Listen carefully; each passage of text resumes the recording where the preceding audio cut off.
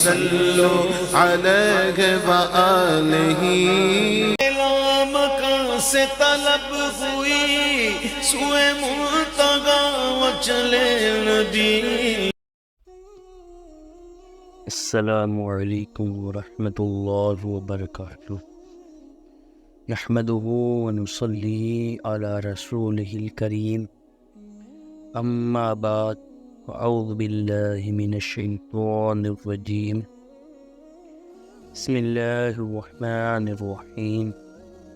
سبحان الذی اسری بعبدہ لیلا من المسجد الحرام الی المسجد الاقصی، صدق اللہ العظیم وصدق رسول النبی الامین المتین الکریم، ونحن علی ذلک من الشاہدین والشاکرین والحمد للہ رب العالمین۔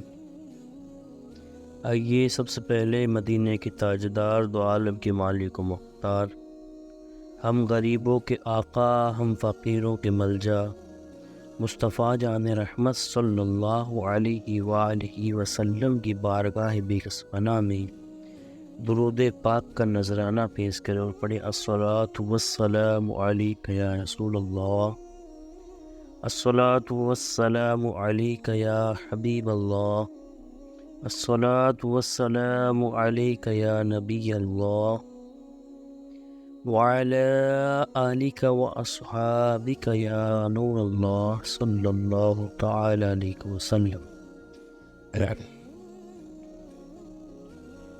جس آیے کریمہ کی تلاوت کرنے کا شرف حاصل کیا، اللہ تبارک و تعالی اپنی کتاب قرآن مجید فرقان حمید میں ارشاد فرماتا ہے، پاتی ہے اسے جو اپنے بندے کو راتوں رات لے گیا مسجد حرام سے مسجد اقصی تک۔ یہ اللہ تبارک و تعالی آقا صلی اللہ علیہ وسلم کی معراج کا ثبوت قرآن میں ارشاد فرماتا ہے، اور رب تبارک و تعالی خود فرماتا ہے کہ میں میرے محبوب کو راتوں رات لے گیا اور اپنی دیدار سے مشرف کیا۔ اسی پر میرے آقا اعلیٰ حضرت امام عشق و محبت فاضل بریلوی رحمۃ اللہ تعالی علیہ فرماتے ہیں، وہ سرور کشور رسالت جو عرش پر جلوگر ہوئے تھے، نئے نرالے طرب کے ساما عرب کے مہمان کے لیے تھے۔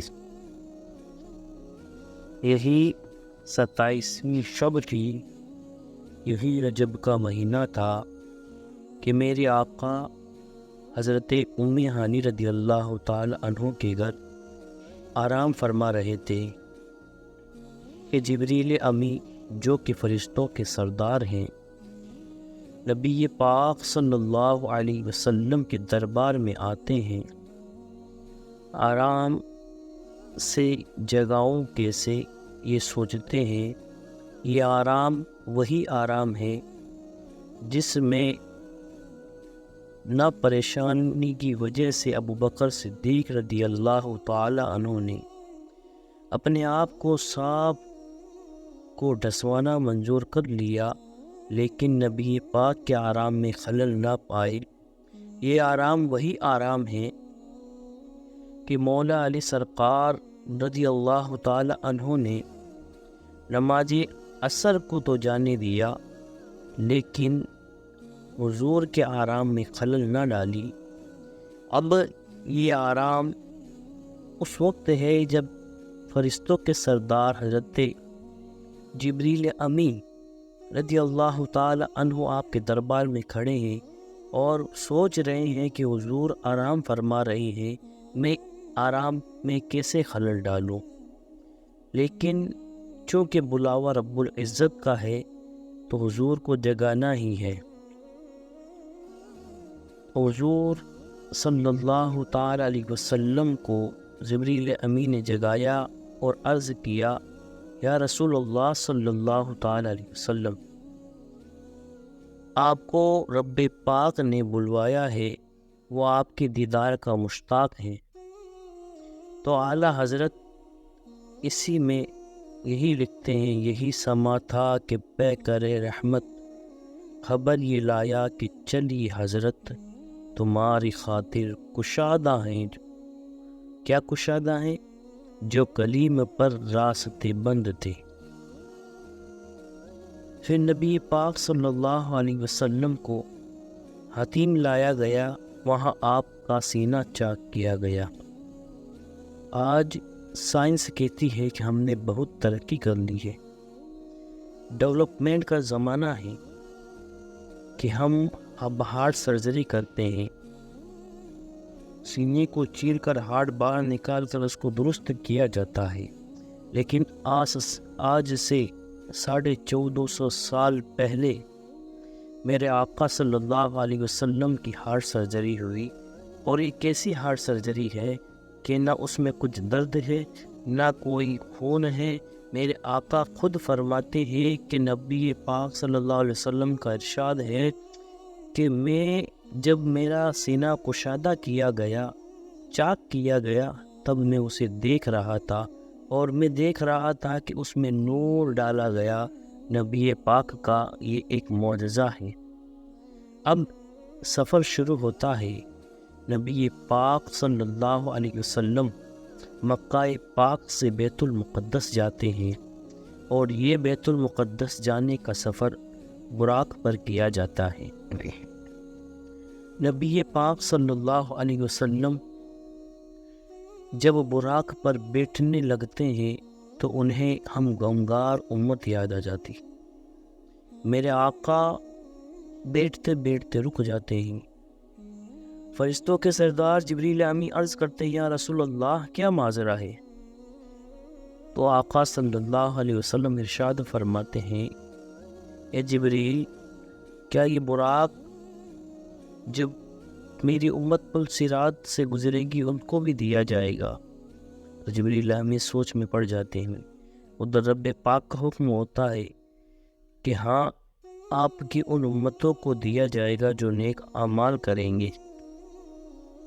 میرے آقا صلی اللہ علیہ وسلم یہ سن کر براق پر سوار ہوتے ہیں اور بیت المقدس پہنچتے ہیں، اس مقام پر جسے ہم بیت المقدس کہتے ہیں۔ بیت المقدس دیکھنے کی ہر مومن کو تمنا رہتی ہے، لیکن جب یہ پڑھا جائے اور جب پڑھتے ہیں دل میں ایک عجب تمنا جاگ اٹھتی ہے۔ ذرا سوچو تو صحیح کہ کائنات میں ایسی نمازیں اس سے پہلے ہوئی نہ اس کے بعد ہوگی۔ جب اس کائنات کے سب سے بہترین افراد یعنی انبیاء اکرام کم و بیش 1,24,000 یا 2,24,000 سب اس زمین پر مسجد اقصی میں موجود ہے، فرشتوں کے ذریعے آذانیں دی جا رہی ہے، اور خود جبریل امی جو کہ فرشتوں کے سردار ہیں اقامت کہتے ہیں، اور رسول اکرم صلی اللہ تعالی علیہ وسلم سے عرض کرتے ہیں، یا رسول اللہ صلی اللہ علیہ وسلم آپ نماز ادا کروائیے۔ اب امام الانبیاء میرے آقا امامت فرما رہے ہیں۔ سبحان اللہ۔ سیدی اعلیٰ حضرت امام اہل سنت بڑی پیاری بات لکھتے ہیں۔ وجہ کیا تھی؟ معراج کی رات وہ جماعت کیوں سجائی گئی؟ کیوں بلایا گیا سب کو؟ سبحان اللہ۔ رہتی دنیا کو یہ بتانا تھا کہ اعلیٰ حضرت فرماتے ہیں، نماز اقصی میں تھا یہی سر، یا ہمانا اول آخر ہے دستہ بستہ ہے پیچھے حاضر، جو سلطنت آگے کر گئے تو۔ اب نماز سے میرے آقا فارغ ہوئے، اب آسمان کے سفر کی تیاریاں شروع ہو گئی۔ اب سفر آسمان میں وہی براق، وہی دولہا اور وہی براتی، آن کی آن میں پہلا آسمان آ گیا۔ اور اللہ کے حبیب کا یہ سفر کتنا جلدی ہوا کہ نبی پاک آگے بڑھتے بڑھتے گئے۔ اب سدرۃ المنتہا آ گیا۔ اب جو یہاں ساتھی ہیں، جو امی ہانی کے گھر سے لے کر سب جگہ ساتھ رہے، جبریل امی وہ بارگاہ رسالت میں عرض کرتے ہیں کہ آقا یہاں سے آگے میں نہیں جا سکتا، یہاں میری حد ہے، یہاں میری لمٹ ہے، اس سے آگے میں گیا تو میرے پر جل جائیں گے۔ اللہ اکبر۔ اب اس کے آگے فقط اللہ کے حبیب جا رہے ہیں۔ یہ وہ مقام ہے کہ جبریل امی بھی پیچھے رہ گئے۔ اللہ اکبر۔ اب نبی پاک آگے جاتے ہیں، اور یعقوب سائر لکھتا ہے جبریل امی ٹھہر کر سدرا پر بولے جو بڑے ہم ایک قدم۔ جبریل امی ٹھہر کر سدرا پر بولے جو بڑے ہم ایک قدم، جل جائیں گے سارے بالوں پر، اب ہم تو یہیں رک جاتے ہیں۔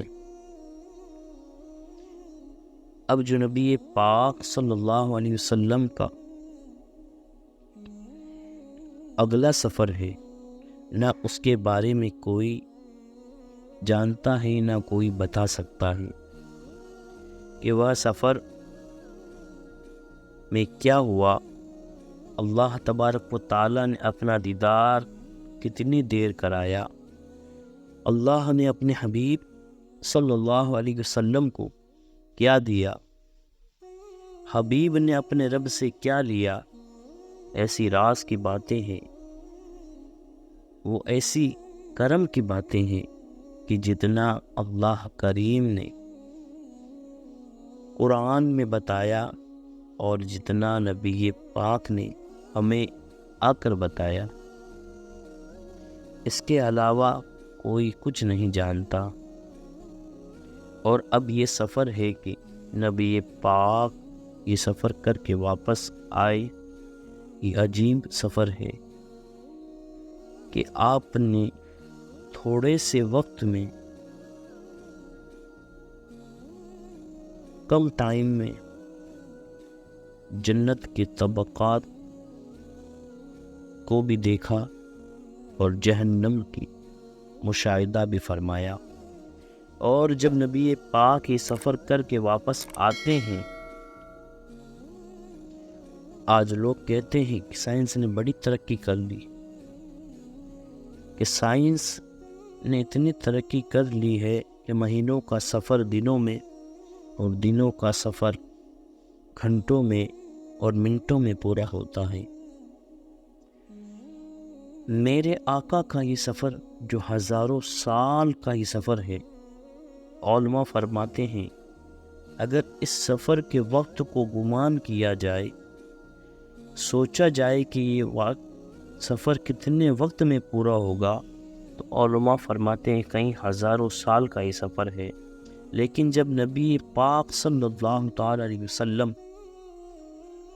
یہ سفر کر کر واپس آتے ہیں تو دیکھتے ہیں کہ ابھی دروازے کی کنڈی ہل رہی ہے، ابھی جو بستر مصطفیٰ جان رحمت صلی اللہ تعالی علیہ وسلم چھوڑ کر گئے تھے، ابھی بھی وہ بستر گرم ہے۔ جو میرے آقا نے وضو کیا تھا وہ پانی اب بھی زمین پر بہہ رہا ہے۔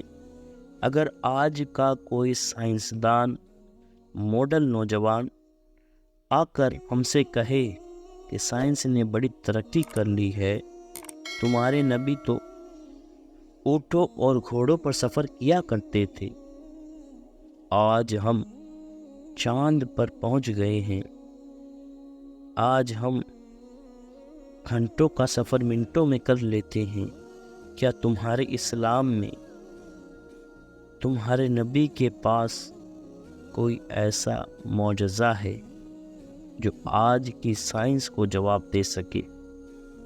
اللہ اکبر، سنو تو صحیح، ہزاروں سال کا یہ سفر میرے آقا نے کتنے ٹائم میں پورا کیا، کتنے وقت میں پورا کیا کہ میرے آقا سفر کرنے جاتے ہیں، ہزاروں سال کا سفر طے کر جب واپس آتے ہیں تو ابھی کنڈی ہل رہی ہے، بستر گرم ہے اور وضو کا پانی بہہ رہا ہے۔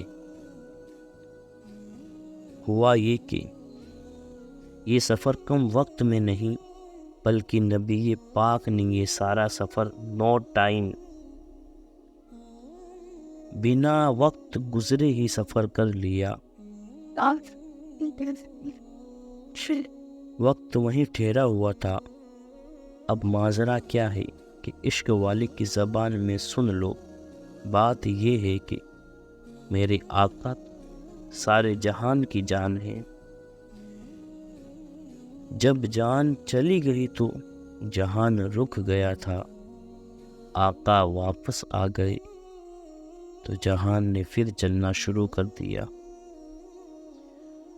اعلیٰ حضرت فرماتے ہیں، وہ جو نہ تھے تو کچھ نہ تھا، وہ جو نہ ہو تو کچھ نہ ہو، جان ہے وہ جہان کی، جان ہے وہ جہان کی، جان ہے تو جہان ہے۔ السلام علیکم۔ میلاد کی بات آئے تو جائز نہیں، معراج کی بات آئے تو کہتے ہیں خواب میں ہوئی تھی، کیا بغض ہے؟ حضور کی شان کی بات آتی ہے تو اڑ جاتا ہے۔ ابو بکر صدیق سے پوچھ، ابو جہل نے آ کے کہا تیرا رسول کہتا ہے میں 18,000 سال کا سفر 1 منٹ میں طے کر آیا ہوں، زمین جنت دوزخ ہر شے دیکھ آیا۔ ابو بکر صدیق فرمانے لگے اگر محمد عربی نے کہا تو حق اور سچی کہا ہے، ماننے والا عقیدہ بنا، ماننے والا۔